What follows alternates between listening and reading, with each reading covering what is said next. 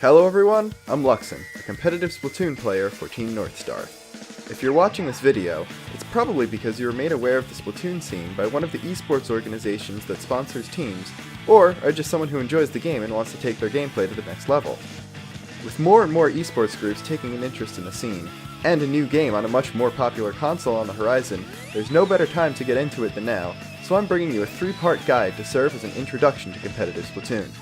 This time, I'll be going over the basics of the game as a whole, as well as the game modes played in a competitive setting. While I assume zero prior knowledge of Splatoon, I will be throwing around some gaming terminology, which may be a little hard to follow if you're not familiar with it, so be warned.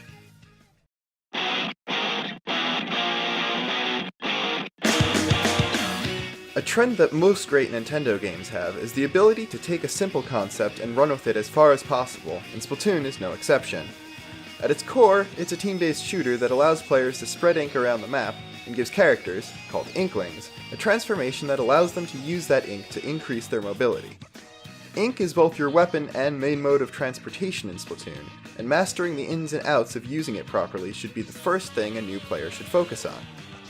All weapons distribute ink in some way, and can be used for both attacking the opponent or covering the map in your team's color. Most horizontal and many vertical surfaces can be covered, and you can also cover up the other team's ink to claim an area for yourself, which is important as just standing in enemy ink slows you down and hurts you. You can transform to and from squid form at will, which allows you to swim around at high speeds in your color ink, hide in it for ambushes, and increase the recovery rate both of your health and your character's personal ink tank, which acts as your ammo. The Wii U gamepad has a map on it that allows you to see your teammates' positions and the current state of the ink on the map at all times. It's also used for the super jump ability, which lets you travel directly to the location of any teammate who's currently alive, or your team's spawn point. This has a lot of uses, from getting back into the action immediately after respawning, escaping a dangerous situation, or getting across the map in just a couple seconds to back up a teammate or defend an objective.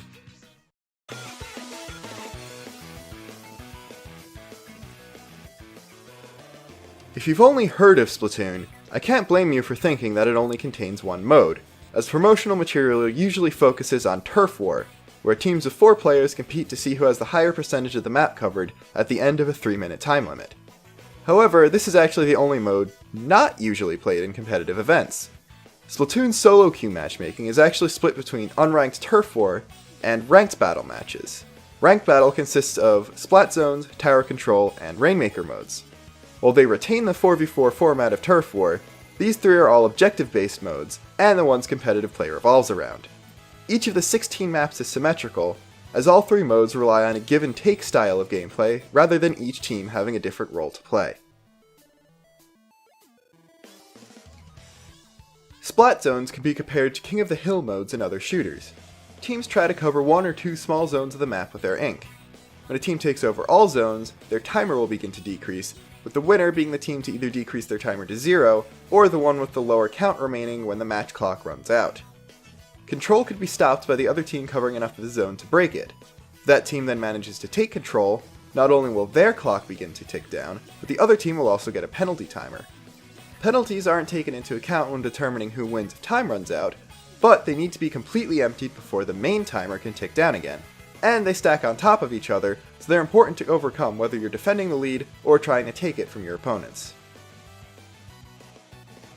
Tower Control is most similar to payload-style modes. A tower is set in the middle of the map on a track that leads off in both directions to a goal near each team's spawn point. When an Inkling gets on the tower, it will begin to move towards the goal on the other team's side of the map. The objective in this mode is to push the tower all the way through the other team's territory to the goal point, or to be the team to have pushed it further by the time runs out.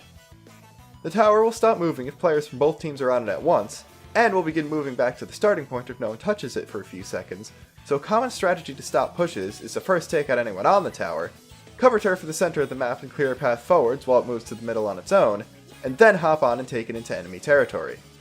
It'll also move faster the more Inklings are on it, so there's a risk-reward system in play. Do you put more people on the tower and push faster at the risk of giving the enemy more easy targets, or only put 1 on and have a stronger defense? Finally, like in zones, there's a mechanic in play to help set up comebacks. The tower will move faster over ground it's already covered. For example, if my team pushes it to the 30-point mark and it gets reset back to the center, From now on, it'll move faster every time we push it forwards in the 100 to 30 point range, allowing us to get to the furthest point we push to, and therefore gain even more points, easier. Rainmaker's goal is also to take an objective from mid to a point on the enemy side. Unlike TC, however, it's a lot more like Capture the Flag, except the flag is a heavy-duty weapon. The Rainmaker starts the match in a bubble it needs to be freed from in order to be moved. It expands as one team's ink covers it, and will eventually pop in a large explosion of that color.